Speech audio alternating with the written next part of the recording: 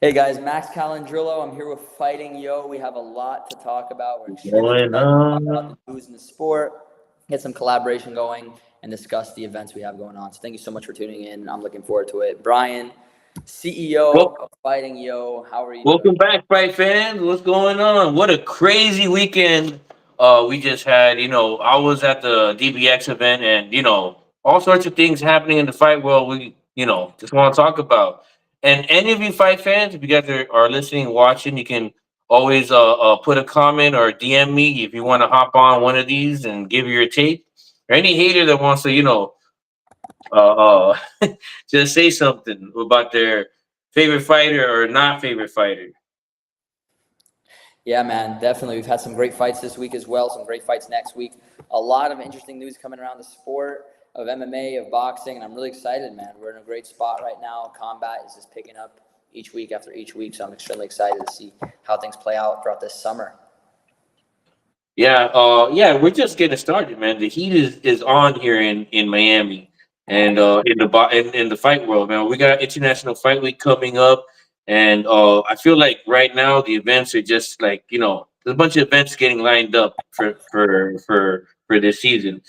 And this past weekend, I want to start it off with Hitchins versus Kambosos. Mm-hmm. Now, the Cambosos keeps getting these big fights, man, and I don't know if it's his fault that he keeps losing to these great fighters, or I don't know what do you think about it, Max? Yeah, man. So George Kambosos, I do consider him a warrior. Give him a lot of credit. That Teofimo Lopez performance will always be a massive enigma. One of the biggest mysteries in modern boxing history is that fight with George Kambosos and Teofimo Lopez, right? So I understand George Kambosos getting a lot of these big fights. I understand the two Devin Haney fights, specifically the first one. I think the rematch was extremely unnecessary.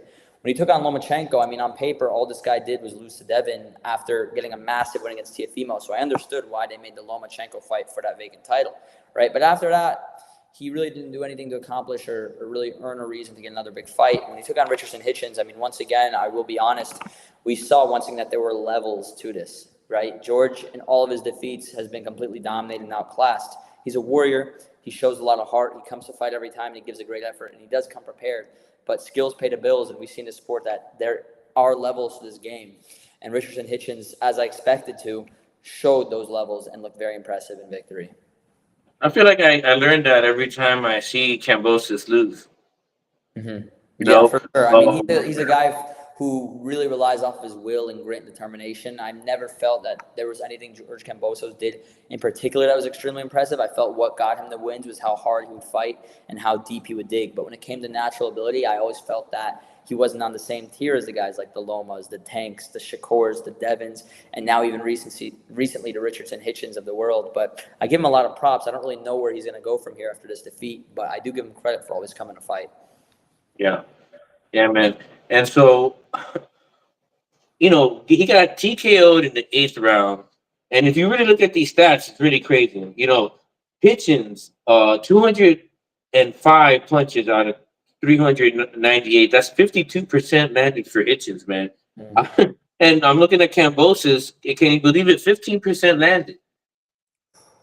Yeah, complete skill disparity. I mean, I think Hitchens beat George arguably better than anyone else has. I think the only guy who was even close to beating him as badly as Hitchens did was Loma. I think if you compare his performance compared to how Devin beat him, it's night and day. But I will say, obviously, it's easier to do that after the guy's lost multiple times. But Hitchens, I mean, this is a guy I've been very high on. I was saying publicly that I would favor him to defeat Teofimo Lopez even prior to this bout. I'm more confident of that now. I think he would definitely beat Lopez. I think it'd be a really good and competitive fight. I don't understand why he's going after Devin Haney when Teofimo Lopez was in the ring with him, and that's a fight that we all have been wanting to see. I think the Devin Haney fight is interesting in its own regard, but I feel like it's not necessarily the fight that should be made first. I think the Teofimo Lopez fight in Brooklyn, the Battle of Brooklyn, is a lot more logical and a better fight to be made. But when it comes overall, I mean, I'm very confident in Hitchens' ability. I would favor him against even Tank at this point. The way Tank got outclassed by Lamont Roach, I really don't know who I would pick Tank to defeat at this point. That's high level. But Hitchens is someone that, I mean, he proved me wrong against Liam Paro. I thought Paro was going to beat him. And after that, after he beat Liam Paro, I knew there was no shot that he would lose to George. And I thought it would go the full 12, but he honestly outdid my expectations and got the very dominant and impressive body shot TKO. Turkey is, talking a lot about like he doesn't want running in the sport anymore. I think guys like Hitchens, and Abdul Mason, those guys are the answer to that problem. Yeah, for sure. I mean, they've looked tremendous, both of these guys.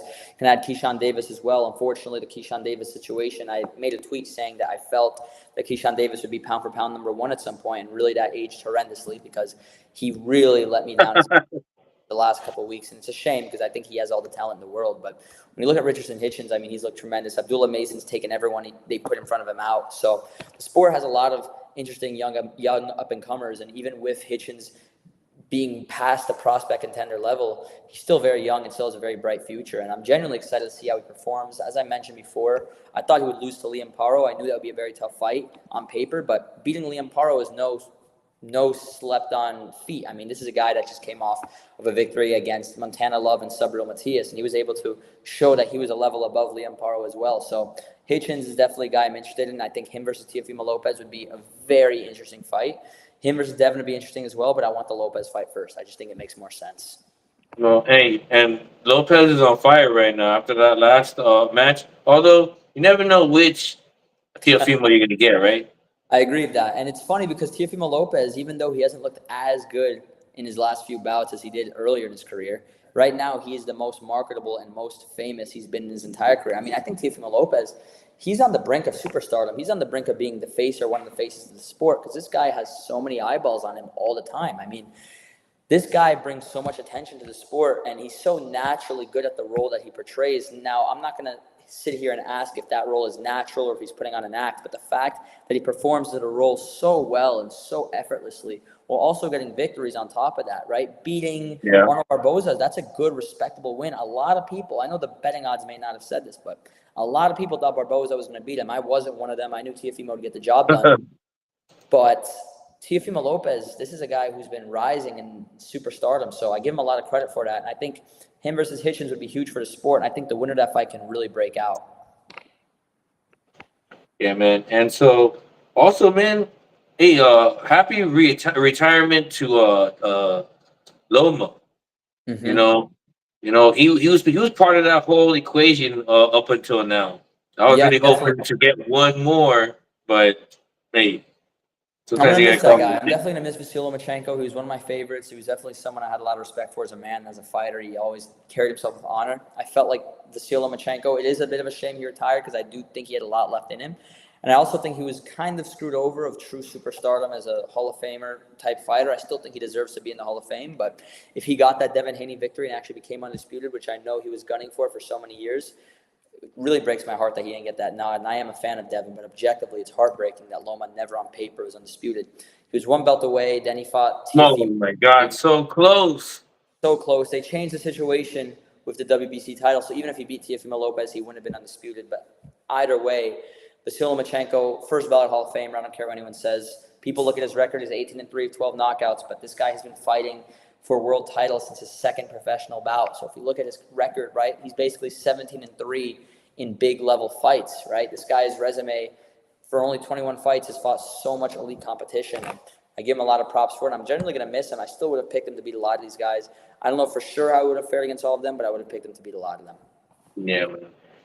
And so moving on to UFC, let's talk about the main event from Saturday: Usman versus Buckley. Mm-hmm. You Yeah, had man, the that fight. young gun versus the veteran. Yes, sir, man. Yes, sir. And you know, it's funny because I feel like I'm kind of the opposite when it comes to predicting boxing and UFC. UFC, I just keep getting them wrong week after week, right? I thought Buckley was going to get the job done. The reason I was picking Buckley, my logic, is I looked at the Colby Covington fight. I did feel that Usman was still a little bit better than Colby, but I felt the skill gap and disparity between the two wasn't too crazy. I also felt their styles are extremely similar. But we saw Kamaru Usman perfectly execute what Colby Covington was supposed to do against Joaquin Buckley because I picked Colby to beat Joaquin Buckley, right? So Usman almost right off the bat initiates a very dominant, powerful takedown, completely shows how energized he's looking, how powerful and explosive he's looking, and he's showing that those legs are still there. He's still got it even at his age, and he got the job done in a very impressive fashion. I was very impressed in Usman. I was impressed in Buckley as well. Those first 4 rounds, I thought this guy was probably done fighting at world level because he was getting beat that bad. But in that fifth round, he really came alive and showed that much endurance after all that. And had Usman fighting in survival mode that last round, he showed that he still has it in him to get back to world title level. So I was very impressed in both men. Kamaru Usman got the job done. What I think needs to be next, a lot of people are asking for a title shot. I disagree. I respect Kamaru Usman. He's one of my favorites objectively. I've been a big fan of him for a while. His legacy is very hard to match. He's one of the GOATs, honestly, top 10 all time. Oh man, one of my favorites, really. Literally one of my favorites. If he didn't get head kicked by Leon and kept that run going, who knows how far he would have been. He's on par with Alexander Volkanovski, right? Which is nice to see them get both back to winning ways. Yeah. They're both like on par with legacy, right? But a title shot isn't earned, in my opinion. I think he needs one more win, and that opponent that he should objectively fight is also one fight away from a title shot, and that's Belal Muhammad. They got to make Kamaru Usman versus Belal Muhammad. Before you continue, Brian, I wanted to quickly say I actually made a little bracket at 170 for every fight that should be made next within the main guys, because if you look at the weight classes, a little bit all over the place, but I straightened it out very easily. Okay. You make JDM take on Islam Makhachev. You make Belal take on Kamaru Usman. Okay. Then you make Shavkat take on Sean Brady. That's stellar right there. We could get on the same thing. Shavkat versus Sean Brady makes the most sense because Shavkat does not deserve a title shot after beating Ian Gary, and that's it. He doesn't. He's been too inactive. Sean Brady's coming off of a Leon Edwards win. So he's on the brink of a title shot as well, objectively, right? So you have those three fights, and you have one more fight, which is the one that should get rescheduled ASAP.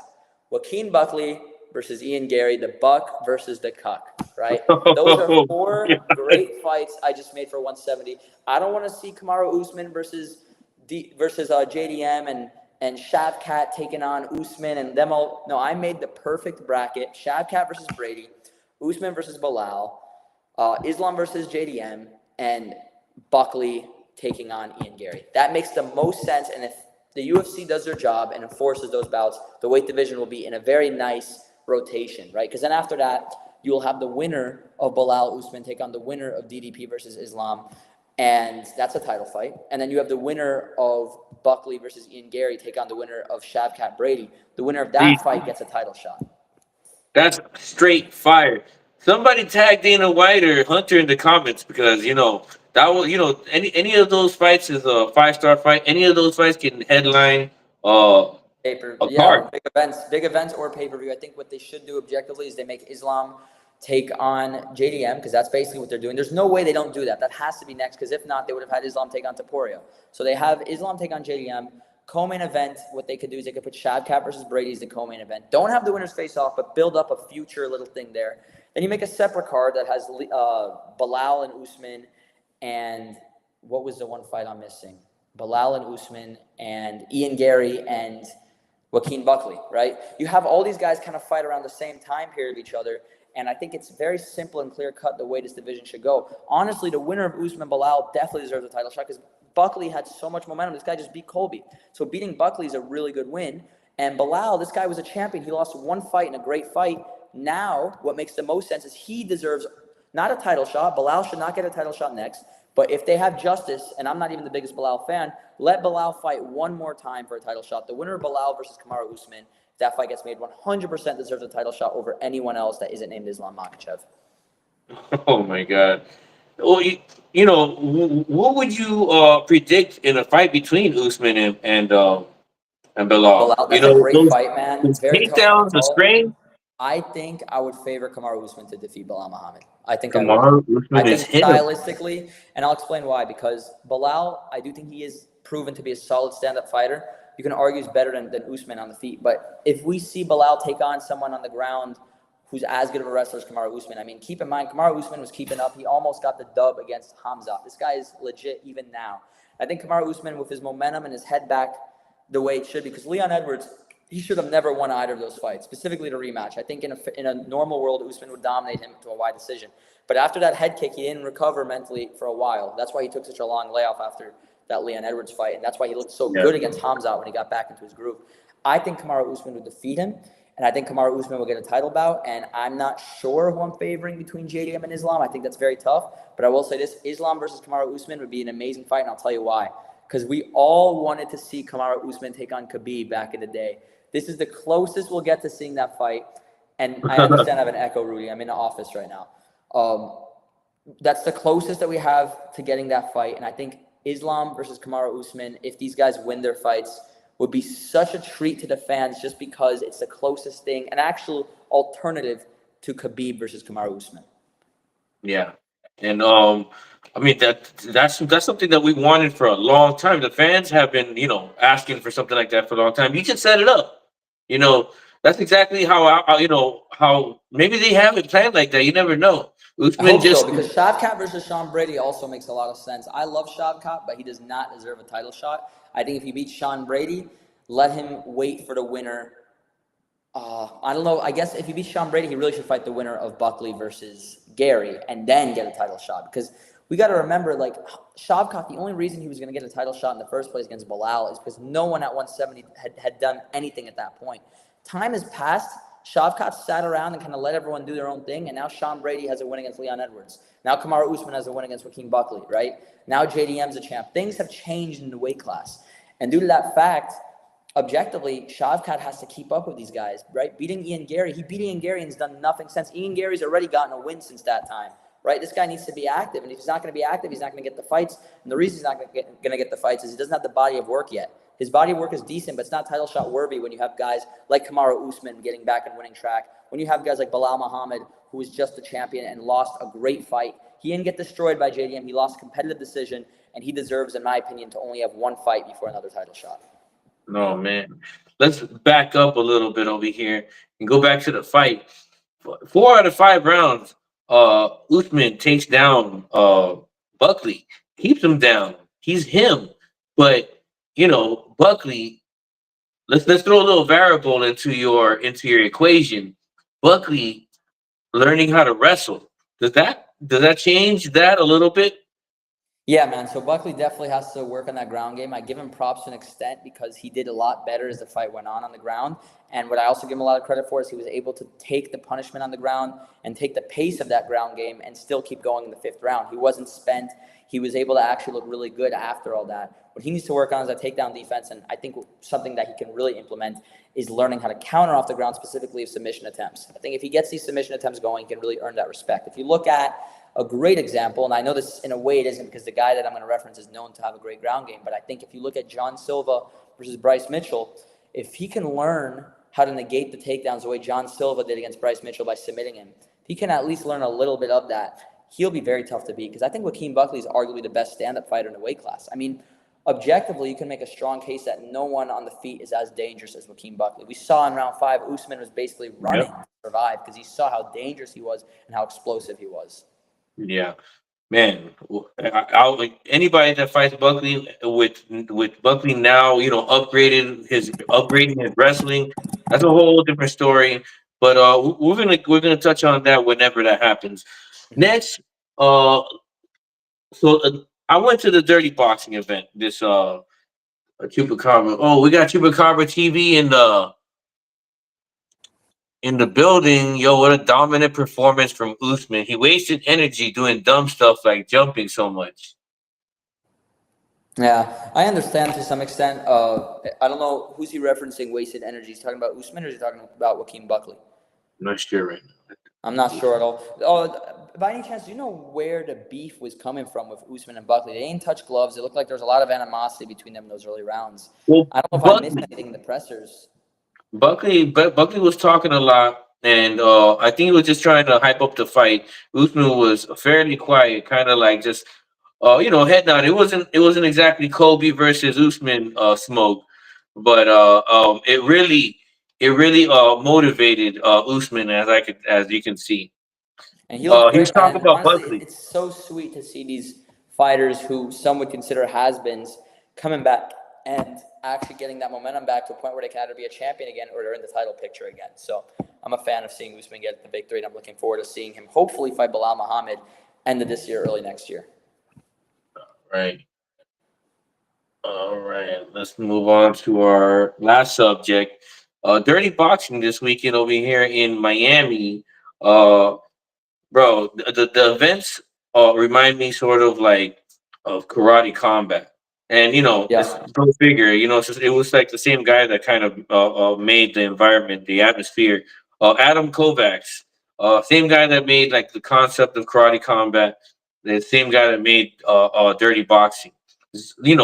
Intimate venue. It's still small. It feels almost like a private event. You know, some things about dirty boxing. It's not exactly Muay Thai. It's not karate. It doesn't have like a traditional background, but Hmm. it's just a lot of fun to watch the fights. Although I Yeah, don't they're a think lot of that fun, we man. got that world class talent there yet. Yeah, they're a lot of fun. I enjoy them, and what's funny as well is seeing how much attention celebrities are giving dirty boxing. I mean, these celebrities, they love this dirty boxing right now. You know, Mike Perry as well, being a big figure in it, I love, and John Jones is definitely a fan of dirty boxing, right? So, Mhm. dirty boxing is doing pretty well right now. I mean, obviously, they're not on the level of BKFC yet or some of the other promotions, but they are making strides event after event, and I do hope they can keep expanding. For me, I'm a boxing purist, so boxing will always be my personal favorite, with MMA being my second. However, I do enjoy seeing other fighters get these big opportunities, and I enjoy the sport diving into new realms. Yeah, and a couple other things I wanted to say about dirty boxing. The fight community really came out to support them. And not only the fight community, all types of people, streamers, celebrities, all types of martial artists. I was there. I saw Dakota from PFL. I can't pronounce. I'm not gonna butcher her last name, but she's great. I met Adriano Moraes, that had that trilogy With with the Mighty Mouse. Mighty And I Mouse, was yeah. hanging out with the Island Boys and Jack Doherty. That Yeah, it's funny. was I saw that the was Island Boys when I went rock climbing over a year ago at Planet Rock, I believe it was called. And I saw yeah. those guys just rock climbing. And people in South Florida just catch the Island Boys everywhere. It's pretty funny. And I'm not surprised that they were at the event. They actually seem pretty laid back, down to earth guys. So I'm glad. I got a chance to hang out with them off camera, man, and I'm not gonna lie. We was not them. I was with Fly Soldier. He's a pretty chill guy. I'm not gonna lie. I know they've done some questionable things online, People but have their reasons for acting out in public, but unfortunately. But at you know, least he, good to the people around them. I'll give them that much. he didn't really seem like a crazy guy, really, when he was speaking to me. I didn't get that vibe. He just seemed like a really normal guy. He was well spoken too. He wasn't hitting me Articulate. with all the craziness and Hmm. it just I guess it's a situation where if you respect him, they'll respect you, and that's how it is with these fighters as well. Before these Mhm. build-ups, right? A lot of times, if you show a fighter respect, if they have any respect themselves, they'll show their opponent a lot of respect. And I do love seeing when fighters have that mutual respect for each other. Mhm. But speaking about mutual respect, I feel like people have lost respect for John Jones. Yeah, My comment section is just filled with people asking him to fight Aspinall. You I'll be know, they honest, Brian. I'll be will honest, drop brother. it. I think this whole Tom Aspinall situation has really shifted the GOAT debate because prior to Tom Aspinall, it was pretty much a given. Everyone said John Jones is the GOAT. Now, people out of bias, I'll be honest, is not out of logic because ducking a fighter doesn't necessarily change what they've already done. But objectively, what I will say is you will see a lot of people say, no, Mighty Mouse, no, GSP's the GOAT now because of how much John Jones has seemed at least to blatantly avoid Tom Aspinall. I mean, I'll say this has been very harmful to his legacy. A lot of people were saying, no, John Jones has done what he's needed to do. No matter what happens, his legacy won't change. But we've seen with time, this has caused a direct dent on his legacy. And if he doesn't at least fight Tom Aspinall, it doesn't matter if he gets knocked out in a round, if he doesn't at least fight Tom Aspinall, there will be a massive asterisk on his career and on his legacy. And it's a shame on his end, but that's the situation he's at right now. John Jones is not just legacy tarnished heavily, but he's also becoming one of the most hated fighters in the sport. He already had hate for different reasons, but now he's really being hated specifically for the Aspinall avoidance. Yeah, and it's a shame because if you announce a John Jones fight right now, I'm watching. Of course. If he fights Francis Ngannou, I'm watching, right? And I think that's what the UFC is going to try to salvage with. I think they're going to try to find a way to get Ngannou in the equation because if they can at least make Jones Ngannou or Aspinall Ngannou, that can at least cool off the frustrations of the fans. And keep in mind, both of those fights would be amazing. They'd be tremendous. What a dream for me would be Aspinall versus Jones, and the winner takes on Ngannou. If John Jones beats Tom Aspinall and Francis Ngannou back to back, this guy is Muhammad Ali level, right? Yeah. I mean, this is absolute insanity of a career this guy's had if he beats Aspinall and Ngannou. Unfortunately, he's probably going to do neither. If he fights either of them, it's not a guarantee he beats either. I honestly would probably favor Aspinall still at this point. But hopefully they could at least do something. If not, maybe they make Tom Aspinall versus Francis Ngannou, which would be freaking insane. That would be quite a bit of fun right there. That would be way more fun than a Cyril Gane fight. I'll say that much. Tom Aspinall's going to not. I'll be honest. You can clip this, Brian. Don't be surprised if they make that Tom Aspinall versus Cyril Gane fight, and Tom Aspinall knocks out Cyril Gane in under 15 seconds. You can clip that right now. Do not be surprised if they make that fight and Cyril Gane gets knocked out in under 15 seconds. I'm Okay, that's a bold prediction. I get it. I honestly that prediction spot on because I don't think that Aspinall will ever be taken into the second round again. You know, not by these Craig. I don't think anyone that isn't John Jones will probably be able to. I mean, maybe Volkov. He proved he was almost able to do it once, and Volkov has looked better as of late. But even then, that's a huge if, and that really says a lot about Tom Aspinall as a fighter. And I think the John Jones fight, that fight has so many questions for us fans. I think it just needs to happen, and if not, it's going to be bad on Dana White. I mean, I don't know. I've heard that Dana White has actually tried to offer John what he's wanted, and John has still turned it down. If that's the case, then there's really nothing more that Dana can do, unfortunately. Yeah. Well, that's all, folks. What a crazy, weekend. All that. Brian, man, keep it up. Hey, thanks, Jay. Thanks for looking out always. Guys, you guys ever want to hop on, give your hot take, you can always DM me. And we're gonna try to start doing this more on Mondays, Max. How you feel about that? Keep me up to date, and I'd be down for sure, man. Get a little recap of last week and a little upcoming week prediction. I guess one thing I also want to say, if you have your prediction, I can name my prediction as well. Who are you picking next week for Khalil Roundtree and John Mahal Hill, just to close it out? Oh man, I'm gonna go with man, it's hard to bet against. I'm going to Roundtree on points. I think Roundtree's going to win a decision, 48-47 UD. He could take a shot. He could, man. He could take a shot. I think I'm going to agree with you, and I'm going to go Roundtree also. Jamal Hill is really, he's really great. I'll give him that. He's really good, but if Roundtree can take shots from Pereira without getting knocked out, then he can take. He's not getting stopped. I'll say that much. Unless his chin's completely gone, he's not getting stopped. Yeah, exactly. I see it the same way, and I just feel like he's more skilled all around than Hill. Better wrestling. Yeah. Jamal Hill has great boxing though. Great boxing. It'll be a great fight, man. I'm excited, man. But awesome. Thank you so much for having me on. It was great talking with you again, as always. Hopefully we can do this more often, and I appreciate everyone that tuned in. Looking forward to next week's fights, and definitely enjoyed this week's. Yep. Fight fans, you already know, Fighting Yo Drill 5 on all social media platforms. Max, your handle? Yeah, just find me at Max Calandrillo on Twitter, all one word. That's specifically the main platform I've been using for fighting content. I also have a YouTube channel, Max Calandrillo Combat. I'm a little inactive on it, but give it a subscribe now, and at some point you'll see more content on it. All right, guys. We'll see you. Remember, come back to Fighting Yo any day of the week, because it's fight week every week over here. Awesome. See you guys.